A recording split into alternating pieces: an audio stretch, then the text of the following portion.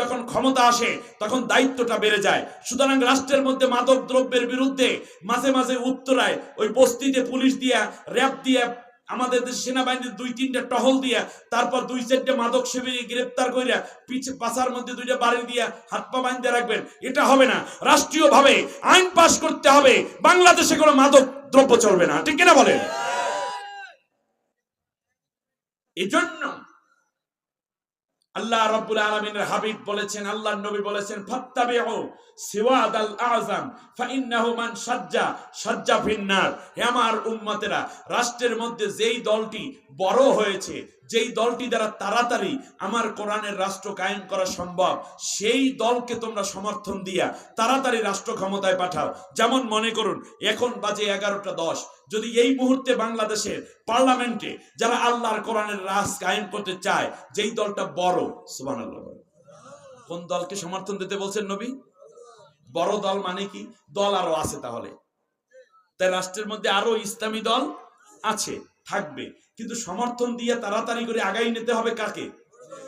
ছোট দল চলতে থাকবে, আরো চলবে, কোনো অসুবিধা নেই, কিন্তু আপনি যদি তাকে সমর্থন না দেন তাহলে আপনি জাহান্নামে পড়ে যাবেন। তাকে আগে বাগে দিলে হবে কি, তারা আগে ইসলামী রাষ্ট্র কায়েম করে, আপনি ছোট বড় হইতে অনেকদিন সময় লাগবে, তাই মাঝখানে কারে সময় দিলেন? ইসলাম বিরোধী শক্তিকে। যদি ইসলামী দলটাকে, বড় দলটাকে আপনি সমর্থন দেন, তাহলে লাভটা হবে কি, তারা তাড়াতাড়ি ক্ষমতায় গেল। ক্ষমতায় গেলে তো ইসলামী রাষ্ট্র কায়েম হলো। কোরআন ভিত্তিক রাষ্ট্রে কোনো মত চলতে পারে না, অন্য ধর্মের লোকেরা তার ধর্মীয় অনুষ্ঠান পালন করবে, কোনো বাধা থাকবে না, কিন্তু জিনা ব্যভিচার চলবে না, জিনার বিরুদ্ধে শাস্তি আছে, তাতে করে কোনো অমুসলিমের মেয়ে কিংবা স্ত্রীও ধর্ষিতা হবে না। ঠিক না? মাদক চলবে না। হিন্দু কোন বৌদ্ধ খ্রিস্টানরা কি চায় তার ছেলে মদ পান করুক? চায় না। অতএব মাদক বন্ধ হয়ে যাবে, চোরের হাত কাটা যাবে, ভালো মানুষের হাতের মধ্যে কোরআন দেয়া হবে, সুগন্ধি মাখানো হবে, আর চোরের হাত কাটতে কুত্তারে খাওয়ানো হবে। ঠিক কিনা কন? জিনা করেছো, দর্শন করেছো, কোমর পর্যন্ত গেলে মাথার মস্তক উড়াই দাও। গোটা নোয়াখালীতে লক্ষ্য করে একটার মাথা উড়াইলে বাকি সব ঠান্ডা। আপনার ঘরের দিকে চোখ তুলে কোন নজরে তাকাবে আপনার মেয়ের দিকে, এরকম কোন মায়ের সন্তান বাংলাদেশে খুঁজে পাওয়া যাবে না। সুন্দর আইন। ডাকাত ধরছো, বিপরীত দিক থেকে হাত পাকাইতে দাও, শুলে চড়াই হত্যা করো। আল্লাহর আইন এটা।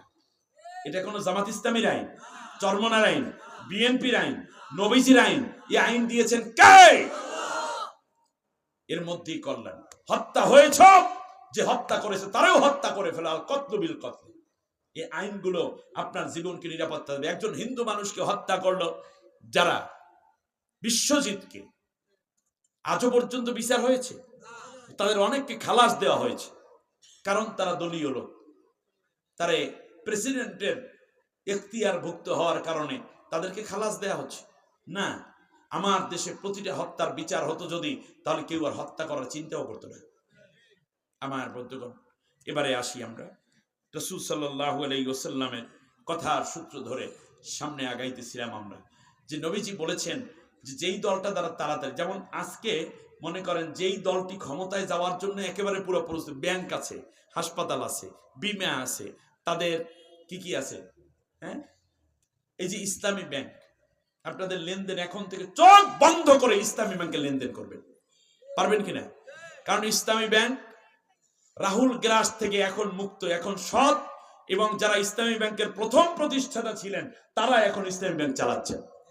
ইসলামী ব্যাংকের যে লস ছিল তা কাটিয়ে উঠে এখন রেমিটেন্স অনেক গুণ বেড়ে গেছে।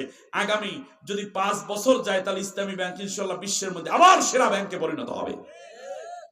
অতএব সুদ মুক্ত এই ইসলামী ব্যাংকে আমরা লেনদেন করবো, আমাদের টাকা আমানত রাখবো। এখন আর কেউ নেবে না, কারণ চোরের গোষ্ঠী শেষ।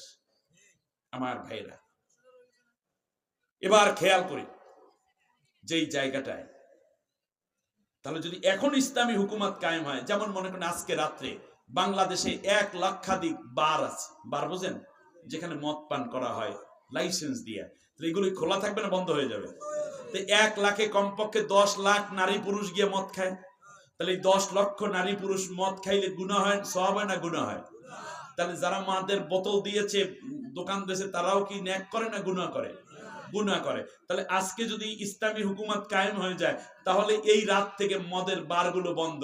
এই যে মানুষ গুনাহ করতে পারলো না, গুনাহ করলো না, এই যে একটা নেকি হইল, এই নেকির একটা সওয়াব আপনার আমলনামায় আসবে। তার কারণ আপনি যেই দলটা বড় সেই দলকে সমর্থন দিয়ে তাড়াতাড়ি ইসলামী রাষ্ট্র কায়েমের সুযোগ করে দিয়েছেন। এই কারণে আল্লাহ খুশি হয়ে আপনার সমান সওয়াব দিবেন। বাংলাদেশের প্রেক্ষাপটে প্রায় ৮০,০০০-এর অধিক নারীকে ফ্রোজ কোয়ার্টারে, ফ্রোজ কোয়ার্টার তো বোঝেন, মানে হচ্ছে তারা দেহ ব্যবসা করতে পারবে, সরকারিভাবে লাইসেন্স দেওয়া আছে। নাউজুবিল্লাহ বলে ৮০,০০০-এর উপরে। ৮০,০০০ নারীর কাছে কমপক্ষে ৮০,০০০ দ্বিগুণ ২ জন করে খদ্দরও যদি যায়, ১,৬০,০০০ মানুষ যাবে। আর এর পাশাপাশি ওখানে আছে ৮০,০০০, ৩ আর ২৪, ২,৪০,০০০ মানুষ কমপক্ষে জিনা থেকে আজ রাতে মাপ পাইয়া গেল। এটা একটি গুনার, এই যে গুনাহ করতে পারলো না, ফলে দেখা যাবে একটা সওয়াব হবে। এই যে গুনাহ মুক্ত একটা সমাজ গঠন হইল, এটা কি প্রচলিত আইনে হলো না ইসলামী আইনে হলো?